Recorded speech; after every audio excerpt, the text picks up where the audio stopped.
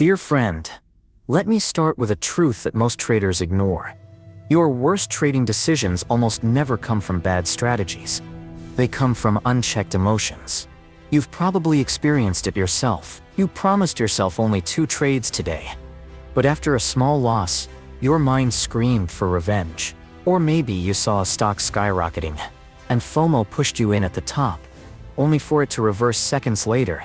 These aren't strategy errors, they're emotional decisions. And here's the thing, you can't fully eliminate emotions, because you're human, but you can control them. And the most powerful tool to do that is something many beginners underestimate. A trading journal. Not just a notebook for numbers, but a mirror for your mind. Mark Douglas once said, "The consistency you seek is in your mind, not in the markets." A journal reveals whether your mind is consistent or chaotic. Dear friend, start build the trader's mindset today. Because until you learn to record and review your emotions, you'll repeat the same mistakes over and over, trapped in a cycle of impulsive decision. Most beginners treat journaling like bookkeeping.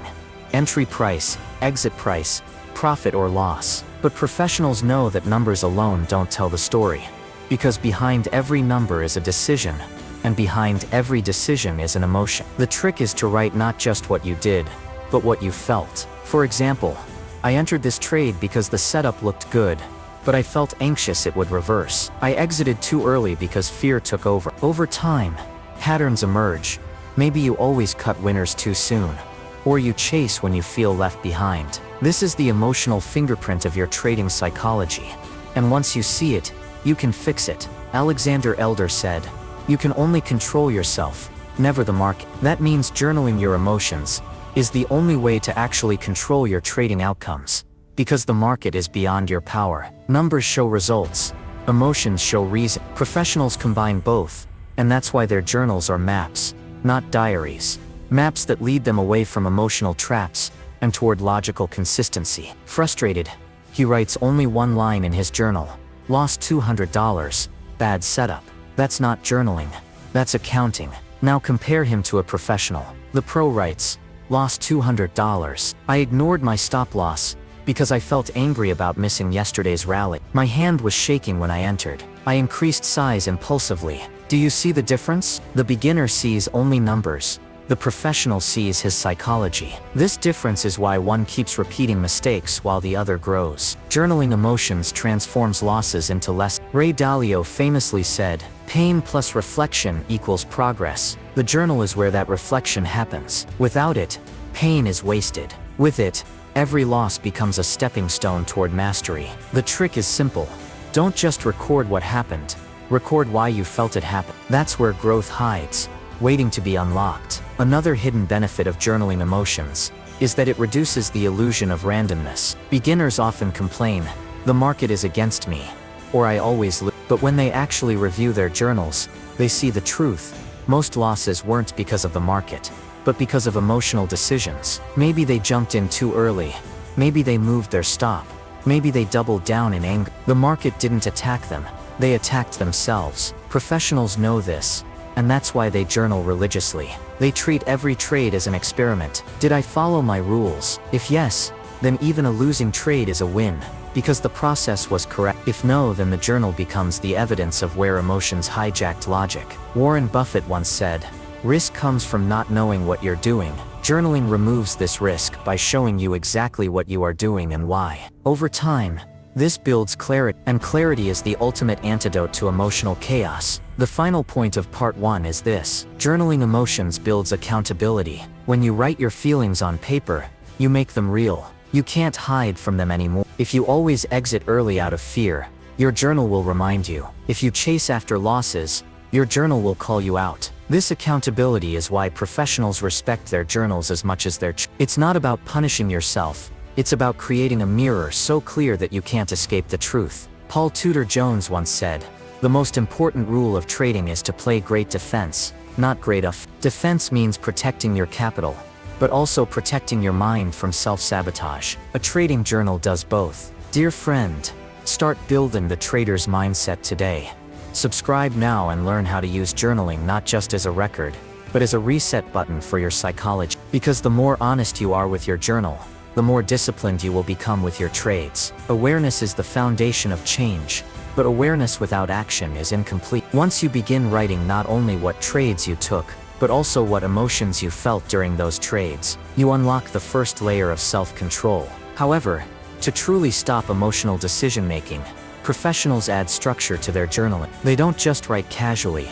They use prompts and categories to guide their reflection. For example, they might create sections like trigger, emotion, action. This way, instead of vague notes like "I felt bad," you capture specifics. Trigger, price moved fast. Emotion, fear of missing out. Action, entered late. Outcome, loss. Do you see the clarity this brings? When you structure your journal this way, you begin to notice repeating loops. Maybe you always get anxious when volatility spikes. Maybe you tend to chase green candles out of greed. This structure transforms vague feelings into identifiable patterns, and patterns can be fixed. Ray Dalio taught us, pain plus reflection equals progress. Structured journaling is reflection with a blueprint.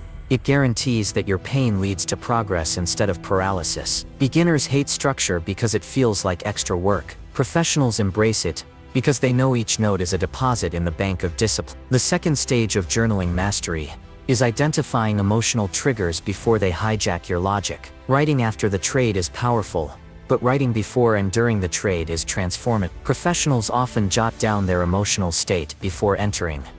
I feel calm. Setup looks valid. Or I feel rushed. I might be forcing this. By doing this, they catch emotions in real time. It's like checking your vitals before surgery. You don't wait until the patient is collapsed. Journaling live creates awareness in the moment, which gives you a chance to stop before acting impulsively. Beginners often say, "I didn't realize I was overtrading until it was too late." That's because they didn't monitor themselves. A live emotional log prevents blindness. Mark Douglas reminded us, you don't need to know what will happen next to make money.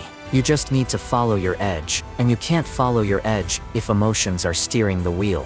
Journaling before trades hands the wheel back to logic. Think of it as building a pause button into your process. Each time you stop to write, you slow down enough to ask, am I trading my system or my feelings? That single pause can save entire accounts. One of the most overlooked aspects of journaling is how it builds emotional memory. Numbers fade, but stories stick. If you simply track profits and losses, you forget them within weeks. But when you record how you felt, panic, greed, hesitation, your brain encodes those experiences much more deeply. Professionals review their journals not just to check performance, but to re-experience their mistakes in a safe way. Imagine reading an entry like, I doubled my size because I was angry about yesterday's loss. It cost me 5% of my account in That entry carries more weight than a simple $500 line in a spreadsheet. Over time, these emotional stories build a personal library of lessons. And the next time you face a similar situation, your brain recalls the memory and warns you, we've been here before, don't repeat. This is why professionals grow faster. They don't just trade, they study themselves like scientists. Alexander Elder once wrote, the goal of a successful trader is to make the best trades. Money is secondary. Emotional journaling ensures that the best trades are not just technical setups, but also psychological victories. Beginners forget their emotional mistakes. Professionals relive them until they never repeat them. Journaling also acts as a mirror for accountability, something many traders avoid. It's easy to lie to yourself in the heat of trading. I followed my plan. I was disciplined. But when you read your journal later, the truth confronts you. The page doesn't. If your entry says, I chased because I didn't want to miss out, then the accountability is clear. You broke discipline, not the market. This self-honesty is uncomfortable, but it's the only path to growth. Professionals accept this discomfort as the cost of mastery. They even share journals with mentors or peers to stay accountable. Beginners resist, because accountability feels like judgment, but pros know it's protection. Paul Tudor Jones said, don't focus on making money. Focus on protecting what you have. Protecting your capital starts with protecting your honesty. Journaling makes you face the truth that the market doesn't care about your excuses. It only cares about your actions. Overtrading, revenge trades, FOMO, all exposed on the page. Once written, you can't deny them. That's why the journal becomes a mirror sharper than any candlestick chart. The final benefit of journaling in part 2 is building consistency, the holy grail of trading. Anyone can win once, But professionals win repeatedly because they execute their process the same way every time. A journal makes this possible. By reviewing hundreds of entries, you begin to see your emotional seasonality. Maybe Mondays you trade poorly because you rush into the week. Maybe late afternoons you overtrade because of fatigue. These insights only come from consistent journaling. Over time you adjust, stop trading during your weak times, double down during your strong times. This refinement compounds into consistency. Warren Buffett captured this when he said, "Chains of habit are too light to be felt until they are too heavy to be broken." Journaling is how you build chains of good habits before bad ones dominate. Consistency is not an accident, it's engineered, and the engineer's blueprint is your journal. Dear friend, start building the trader's mindset today. Subscribe now and learn how to make consistency your edge, not luck. Numbers show results, but journals show the path to repeat them. The deepest transformation journaling creates is separating your identity from your result. Most beginners don't even realize they tie their self-worth to their P&L. If they win, they feel smart and confident. If they lose, they feel worthless or even angry at themselves. This emotional roller coaster is exhausting and pushes them into overtrading, revenge trades, and impulsive exit. A trading journal breaks this destructive cycle by showing you the truth. Your worth as a trader is not tied to one day, 1 week, or even 1 month of results. It's tied to how consistently you follow your process. Professionals understand this distinction deeply. When they journal, they don't just record numbers, they review whether they honored their rules. Even if they lost money, they can feel proud if they executed correctly. This mindset shift is what separates gamblers from professionals. Ray Dalio said, "He who lives by the crystal ball will eat shattered glass." In other words, predictions and outcomes are fragile, but process is durable. When you journal with honesty, you begin to detach who you are from what just happened, and that detachment gives you stability. The journal teaches you, I am not my last trade, I am my habits. The second transformation journaling builds is patience. When you review your trades across weeks and months, you realize that the market will always offer opportunities. There is no need to chase every candle. Beginners lack this perspective, which is why they overtrade.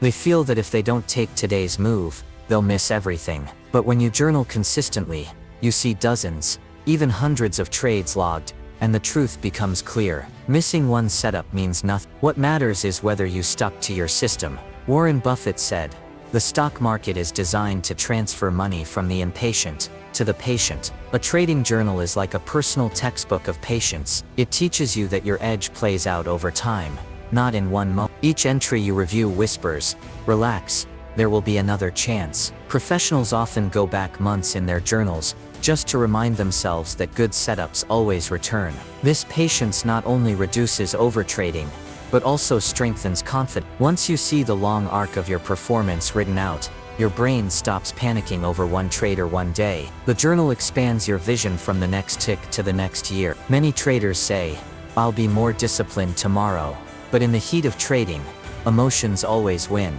Journaling turns vague promises into concrete systems. When you write down your rules, and then review whether you followed them, you create accountability loops that lock discipline in place. For example, you might write rule, "Never risk more than 1% per trade." Did I follow it? No. I risked 3% because I felt confident. Seeing this in writing stings, but that sting is what builds discipline. Professionals don't wait for willpower. They build systems and then use the journal as a scorecard. Over time, this repetition rewires your brain. Breaking rules feels wrong. Following them feels natural. Paul Tudor Jones once said, "The most important rule of trading is to play great defense, not great offense." Defense comes from discipline, and journaling is the shield that ensures you never forget your own rule. Beginners break rules silently. Professionals break them on paper and then fix them. This is why journaling isn't just a diary. It's the foundation of disciplined trading. Beginners think confidence comes from winning streaks. They feel unstoppable after 3 green trades, and crushed after 2 reds. This fragile confidence drives them to overtrade, chasing validation through constant activity. Professionals, however, build unshakable confidence by journaling their process. Every time they review and see, "Yes, I followed my rules," their confidence grows, even if the trade was a loser. Over time, this creates a steel-like belief in their system, and in themselves. Alexander Elder wrote, "The goal of a successful trader is to make the best trades, Money is secondary. Journaling proves whether you made the best trade, not whether the market rewarded you this time. This confidence doesn't collapse with a red day, because it isn't tied to it's tied to discipline. Each page of your journal becomes a brick in the wall of your self-trust. Beginners chase wins to feel good. Professionals build trust brick by brick until no single trade can shake their confidence. When you have this, you stop overtrading, not because you're afraid, but because you don't need validation anymore. It exposes the emotions you hide, it reflects the discipline you lack, and it guides you toward the trader you want to become. Most beginners ignore it, because it feels tedious, but professionals treat it as sacred, because they know it's the fastest way to control emotional decisions. Numbers tell you what happened, but your journal tells you why, and when you know why, you can change it. Mark Douglas reminded us, the consistency you seek is in your mind, not in the market. Consistency doesn't come from luck or strategies, it comes from recording, reflecting, and resetting your psychology every single day. Dear friend, start building the trader's mindset today. Subscribe now and commit to journaling, not just your trades, but your emotion. Because in the end, the market doesn't punish those who lose money. It punishes those who refuse to learn. Your journal is the key. Pick up the pen, record the truth, and take control of your trading destiny.